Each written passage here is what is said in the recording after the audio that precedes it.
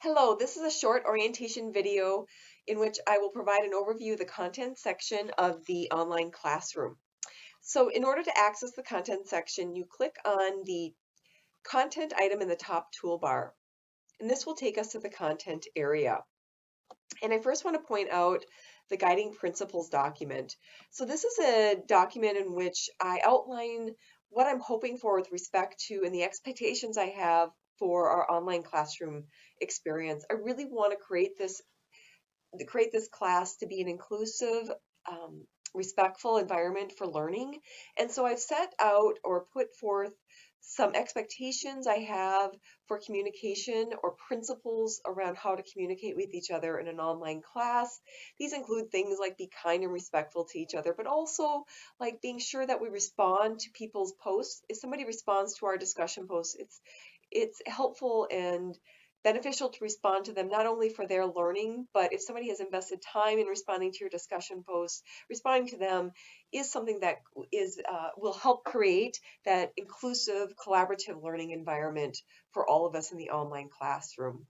The one thing that I want to keep in mind, or want you to keep in mind, is that I invite you to send me any additional items you think I should add or additional principles I should add to this document.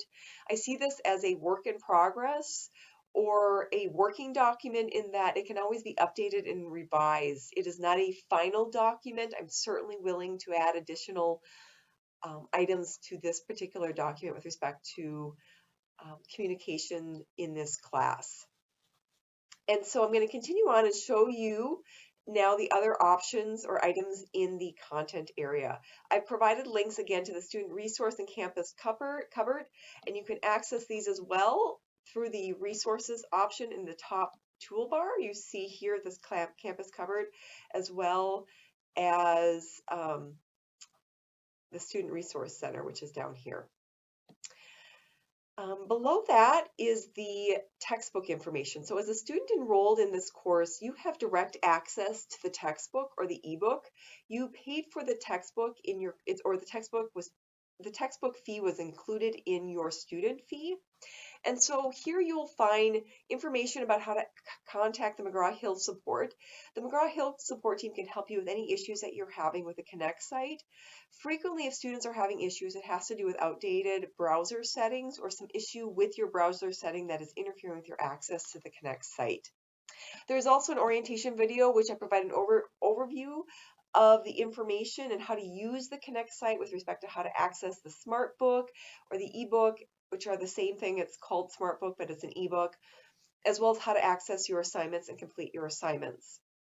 And then you will also see instructions for how to register your account with the Connect site there. And as I'm showing you the weekly schedule in a few moments, I'll also show you the steps for registering your Connect account, but you can review the instructions here as well.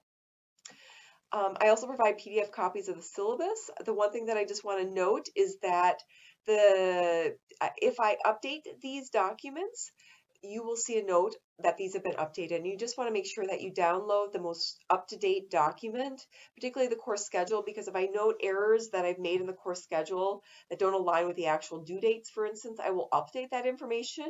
But if you have not downloaded or saved the most recent version, you will not be able to, or you won't have the most up-to-date information, which could potentially impact what your ability to meet the deadline, because you may have a different deadline in mind based on an outdated or old course schedule.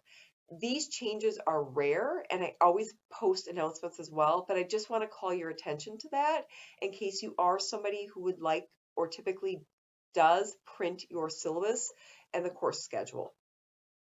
I also provide you with the frequently consulted syllabus sections. So instead of looking through the syllabus for information, you can come here and quickly access sections related to grade information, late assignment policies, for instance, assignment descriptions, and so forth. Perhaps the section in the content area that I think is most important is is perhaps the one I want you to consult most frequently is the weekly course schedule. In fact, every time you log into the online classroom, I want you to navigate to the weekly schedule and access all the assignments and materials directly from here, because this is the only place you will find all of the required assignments and information you need to successfully complete the assignments in the course. There are other ways for you to access assignments, such as exams, written assignments, which I've showed in a previous video. You can access all of these through the assessment tab or the assessment option in the top toolbar. But when you go directly to the assignment there, you may lose some information that is available to you in this weekly schedule. So I'm going to go to the weekly schedule, and right now you can only see week 1 and 2. I don't release all the weeks in the course. I will release them 2 at a time. So you'll be able to see a couple weeks out, but you will not be able to see the whole semester.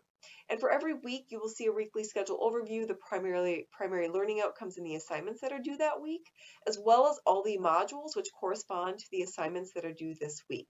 And you can ignore this due date here. I will need to update that. That is not a correct due date. That D2L orientation assignment is actually due in the first week of our course. So I'm going to actually go to week 2 so I can show you how you can access and activate your account for McGraw-Hill. And so you can do that by clicking on one of these assignments. And so if I click on this chapter 1 homework, what will open here is a screen that tells me to launch.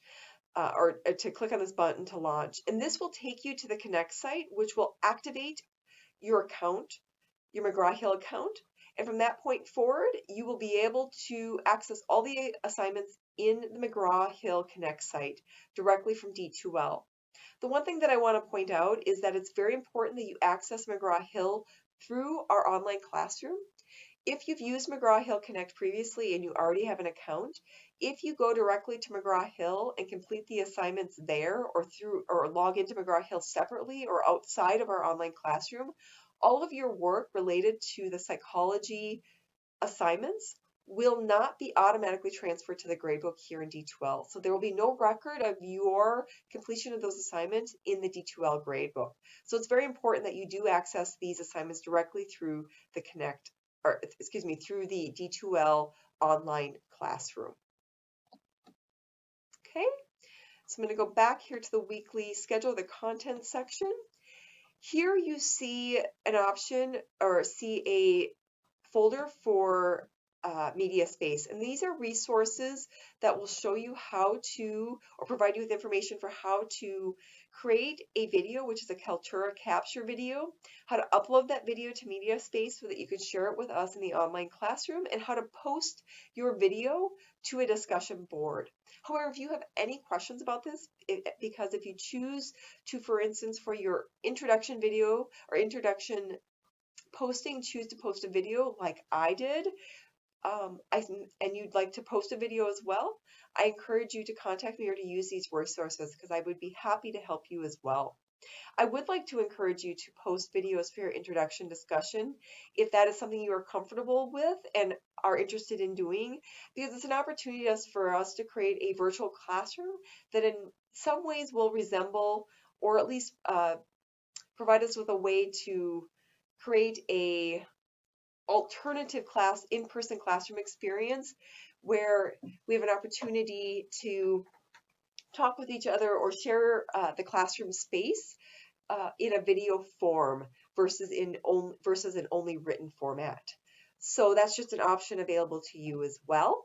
And then there's also a link to a folder for library resources where there are research guides for you and tutorials, as well as writing resources. There's a link to APA citation styles, the Writing Center here at Normandale, as well as other types of writing resources such as the APA tutorial or style tutorial. So this concludes my brief overview of the content section in our online classroom.